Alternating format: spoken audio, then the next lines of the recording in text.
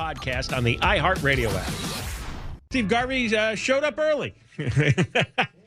So a re-revision of the schedule. We're going to talk to Steve Garvey in just a minute. It's the John Kobylt Show, KFI AM 640, live everywhere on the iHeartRadio app. We're on from 1 until 4. Then after 4 o'clock, John Kobylt Show on demand. It's the podcast form, and you could hear that later on or tomorrow morning or whatever. And let's get going with Steve Garvey running for Senate. He's been on the show. You're like a regular visitor these days. Hey, wait, turn his mic on.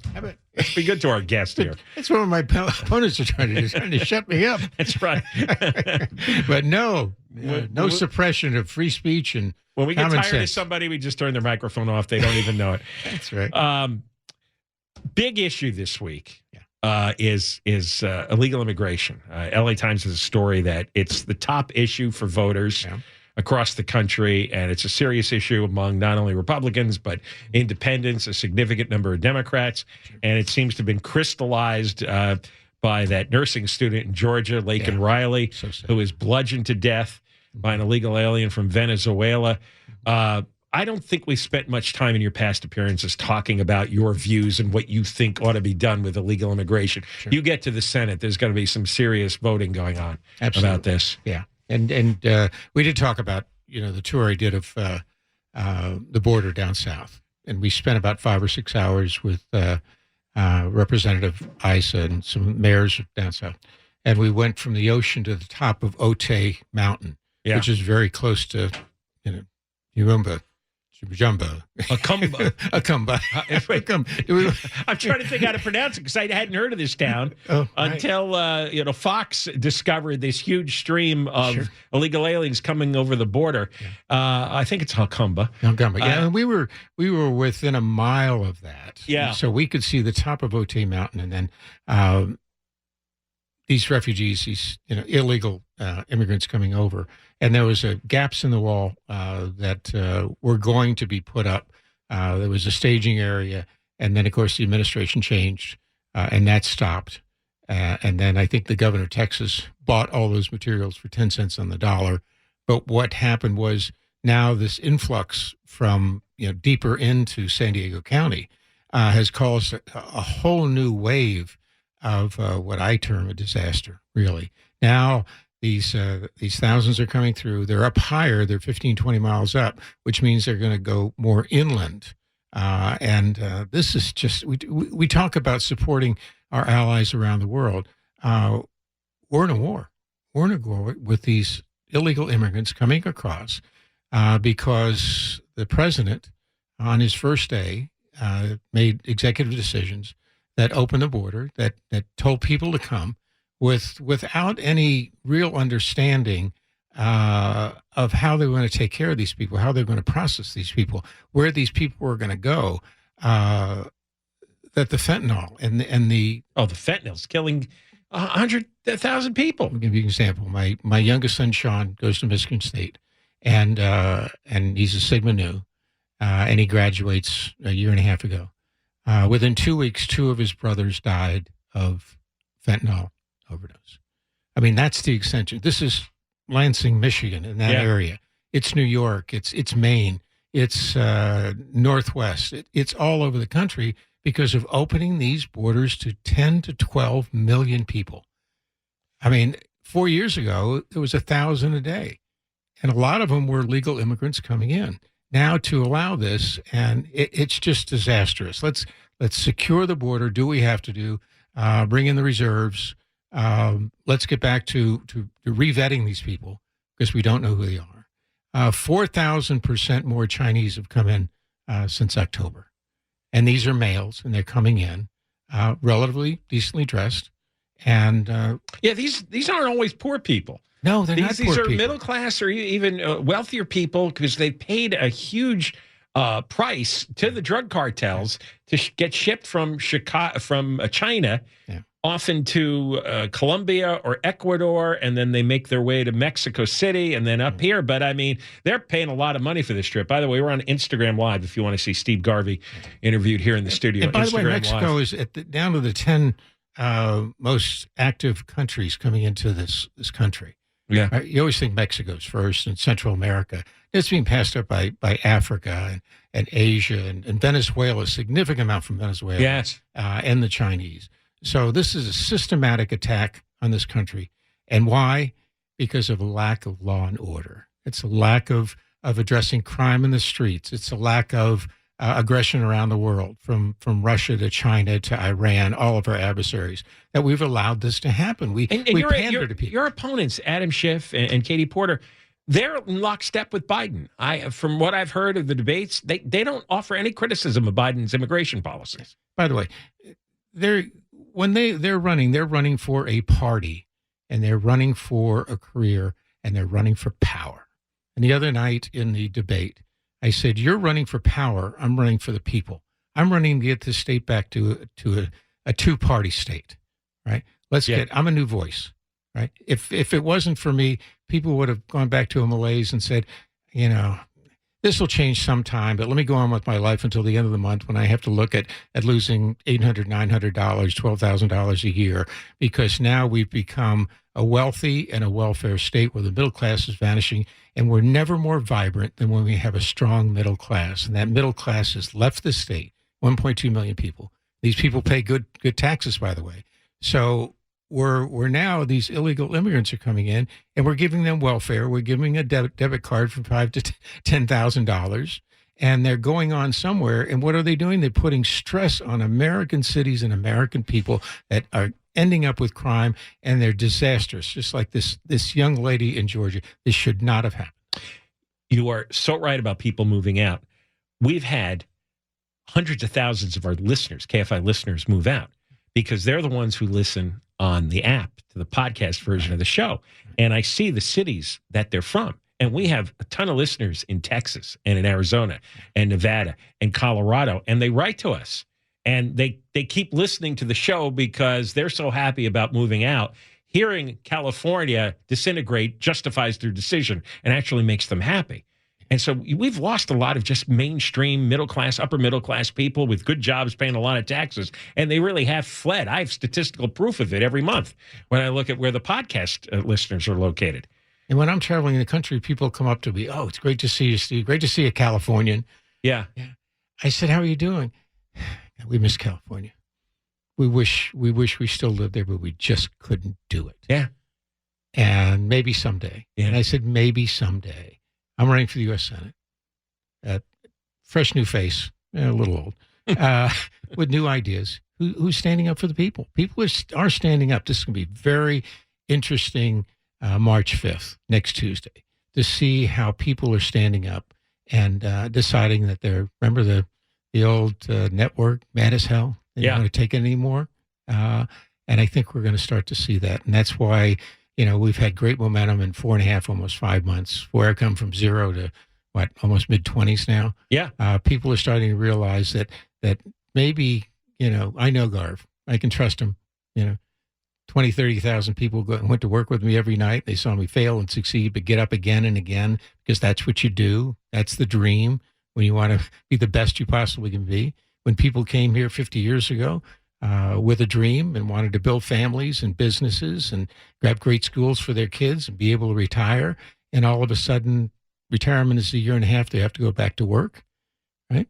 Yeah. The foundation of who we are, our families, supporting our kids, maybe traveling ball, maybe don't have the money for our kids to experience their dream, don't have enough money for the family to go on a trip to a tournament in Temecula or Arizona. They have to carpool. This isn't right. This isn't California, America. Hang on. We got to take a break. And when we come back, we'll have more with Steve Garvey running for U.S. Senate, second in the polls, and to Adam Schiff. You're listening to John Kobylt on demand from KFI AM 640. We're on from 1 until 4 and podcast on after 4 o'clock, John Kobylt Show on demand. And if you're just joining us, you missed the first segment with Steve Garvey, so you could hear that on the podcast. But we got another one coming up here. We're also broadcasting live on Instagram. And Steve, you just finished up a debate. Another one, turn on his mic again. Somebody's not voting for you in there. I don't know who, but... That's why he still has time. They want to hear from you. So Adam Schiff and Katie Porter, and Barbara Lee. Yeah. You're up against them, and from the accounts, can you imagine being on that stage? No, no, I can't. That's why one of the things was had to be at one end so that I could look at, when they put me in the middle. No, I something about Adam Schiff makes me borderline violent. Mm-hmm. I could not stay up there. So you show remarkable restraint, considering a lot of the insanity, and it's a good strategy because the more they talk, the nuttier they seem. You've got more confident as you've been debating. Yeah. And because I'm sure you've done a fair amount of like television appearances, but it's hundreds and hundreds. Yeah, but it's got to be the first time you're on stage with three other people who want to tear you to shreds. It's got to be unnerving, no matter how confident you are on a baseball field. Well, I'll tell you how bad it is. I would have rather been at Candlestick Park in front of 50,000 people, chanting, Garvey sucks, right? And yelling at me. I almost got hit by a gym bottle one night. But it was much safer than being on that stage. But to be there and to listen to what they're saying and knowing in my heart, and the people watching know in their heart, that it just doesn't add up. It's just not common sense. How are they telling us our life is great when we know it isn't? And for instance, the Telemundo anchor said to Barbara Lee, why do the Latin people feel they can't trust the Democrats? And she looks right into her eyes and she says, well, they can't. And I look at her like this, and this is really what it's all about. She was straightforward and honest because progressives don't care. No. Because that's what they've tried to do. They've tried to suppress people. And our Latin community has been just phenomenal. Over the 50 years here, the friendship I've developed, the support with the families, the great fans they are, starting back with, Fernando, and even beyond that. But to say that and to admit that they don't mind suppressing the Latino community, where I think the Latino community is one of the most vibrant and active and hardworking and fundamental families and cultures of California. So this is what you're up against. You're up against people lying to you. They tend to take working class people for granted. Right. That you've got nowhere to vote. You're certainly not going to vote for a Republican. You're not going to vote for Steve Garvey. You're stuck with us, so we could ignore you and abuse you and never and they don't do anything to make anybody's life better. Yeah. It goes back to what you said at the opening. They're in it for the power. Absolutely. And not to help. They don't want to help poor people. No. And I keep saying one of my theme is career politicians. Career politicians are running for a job, right? They get elected and they start running again because they want to go along with the party line. My opponents have voted down the party line 98% of the time. There's no way, if you're honest and you want to do what's best for the people, you will vote anywhere near that. It's bipartisan votes are what ultimately drives, the quality of education, the economy, being able to get people off the streets. And here's an example of the damage they did to poor people is they voted for all that spending, trillions and trillions of dollars of spending at the start of Biden's term. And that's what created the inflation. And now who gets hurt by inflation? Not wealthy people. Wealthy people can afford a 10%, 20, 30% increase in the price of everything. Sure. It's people in the lower and middle classes. Mm-hmm. They're the ones who get screwed by excessive inflation. And every single Democrat voted for every single Biden spending plan, and it totaled, I think, $6 trillion. And now they want to fail up. Right? Yeah. And the press is said about, he doesn't have very deep policy, statements, or it's pretty shallow or other things. Well, their policies have failed. I honestly have solid common sense policies that are on stevegarvey.com, right? But they don't want to see that. The darker side does not want to see that. They want to stick to the party line, keep promoting that. And that's why it's so exciting to see people standing up in this state now, because they are tired of having to that margin each month is within 3%, right? Yeah. Which is very narrow. You can't go out to eat, any time more than once at fast food chain, maybe, right? Close. Well, take a look what's going to happen at Memorial Day. It's going to be what are gas prices, right? It's going to be over $5 here. And then you're going to look at July 4th. What's the food costs then, right? Because how they manipulate you. and then it's going to go to Labor Day. And what are the cost of school supplies and clothes for your kids? Right. This is how they control you back and forth. A vibrant economy, capitalistic economy, a free market. Let supply and demand take over. Remember Barbara Lee said in the second debate, she talked about a $50 an hour wage increase. Yeah. And the only exposure she would have gotten in any of these is to say that. And of course, it went national. Yeah. And that unfortunately is so crazy. But that's what we're dealing with now. So let's get back to just people knowing about that common sense again. And when I've said these things, interestingly enough, all of a sudden I'll hear, Nikki Haley, say this, or somebody else start to say, one of the things that's part of my campaign, which means not only are we resonating on a local state basis, but on a national basis, because it gets back to things that worked. SteveGarvey.com is the website. SteveGarvey.com. SteveGarvey.com. And before we go, Deborah? Yes, Are John? you going to tell Steve your secret? Steve, when I was a little girl, my dad used to take me to Dodger games, and you were my favorite Dodger. You and Ron Say, I loved you both. Oh, that's sweet. You like guys about 5'10" then? Not a lot of speed, but power. You know what? But what you've just said, every week people come up to me. Those were the best of times. We went to Sunday games with Grandpa and sat in the bleachers, or family night on Saturday nights. And that's the great thing about the national pastime. It's the only true constant over the last 125 years. Everybody's played it in some shape or form.